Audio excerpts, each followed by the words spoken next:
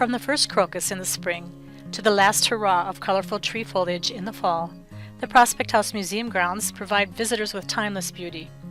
Tastefully planted and well cared for, the property displays several gardens, lush shrubbery, and over 100 beautiful trees. Cap Kohlhauer opened the Prospect Inn in 1886 and operated it successfully for 38 years. The beautiful vista of Battle Lake was stunning from the hotel front lawn. The hotel was also a restaurant that fed sometimes up to 100 people. In 1924, the hotel closed at the urging of Cap's wife, Kate. Cap passed from this world on Christmas Day in 1938. He was almost 97 years old. His wife, Catherine Catlin Kohlhauer, died in 1940 at 89. Ernest Cleveland Wilkins was born in Mayfield, New York, on October 18, 1885, to William Nelson Wilkins and Adeline Elizabeth Mason. The town of Mayfield was blessed with numerous streams that provided the perfect circumstances for tanneries in the area. There were many glove shops in the area, and William Wilkins was one of the top manufacturers, providing steady employment for the local citizens. In 1906, William moved his family to Girard Township to manage Oakwood Stock Farm. His son Ernest often came to Battle Lake for business and occasionally enjoyed a meal at the Prospect Inn restaurant. That is where he met and fell in love with Cap's daughter, Katharina Helen Kohlhauer. They were soon married, and in 1921 they set up residence in Battle Lake. In 1929, Ernest purchased the hotel, and he and Katharina completely remodeled it into a single-family home. The home decor and furnishings have not changed since that time. Ernest inherited his father's work ethics and was a very active man in his community. He was engaged in a variety of businesses and was an outstanding community member, becoming a charter member of the Lions Club and a trustee and deacon of the Baptist Church. He purchased stock in the First State Bank of Battle Lake and was elected president. Ernest's hobby was woodworking. Unfortunately, around 1945, he became very ill with asthma, and his doctor suggested he find an outdoor hobby. He decided to raise irises, and gardening became his greatest joy for the rest of his life. Ernest would purchase about 35 new varieties every year, investing heavily in expensive all-American varieties. In the beginning, he gave most of his blooms to churches, weddings, and friends.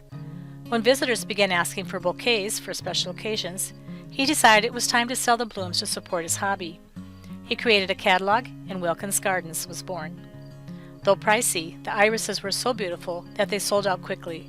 It is said that you can still see the descendants of those irises in many of the gardens of Battle Lake residents purchased from Wilkins Gardens. Though Ernest was very successful growing irises, he soon became disappointed in the short blooming season and switched to gladiolas, which he found much more satisfying. He created a catalog of gladiolus bulbs for sale, and as sales increased, Ernest found himself planting 5,000 to 6,000 bulbs a year, as well as several thousand irises. He soon hired a man to help him. Because of his success, he was active in the Minnesota Gladiola and Minnesota Iris Societies, entering numerous competitions and state shows in the Twin Cities and also in Grand Rapids, Granite Falls, and Sioux Falls. He won 60 ribbons, including 15 blue ribbons at one show in Minneapolis alone. Ernest continued to raise iris and gladiolas for about 25 years until his death at age 85 on January 1, 1971, in Fergus Falls, Minnesota. Though Wilkins Gardens ceased to exist after Ernest's death, his son James Wilkins and wife Clara enjoyed planting over 500 gladiolas every year for 20 years. They gave away many bouquets just as Jim's father had many years ago. Ernest's daughter Kay was a remarkable artist, and I wonder if she may have been inspired by the beauty in the gardens that surrounded her family home. Her son Jay Johnson, Ernest's grandson, would devote his life to the care and maintenance of trees, a hybrid of gardening and working with wood.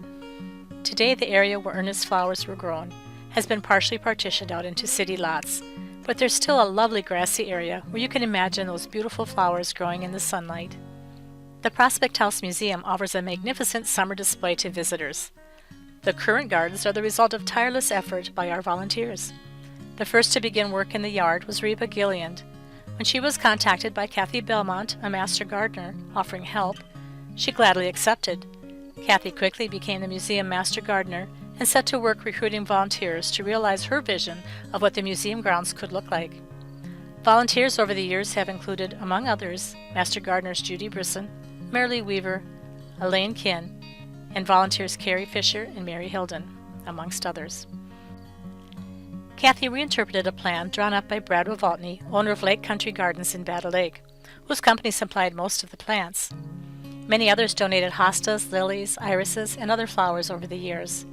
Kathy and her volunteers have worked hard to clear areas and plant. The iris garden contains irises hybridized by Cap's son-in-law, Ernest Wilkins. We are always looking for volunteers to help in the gardens.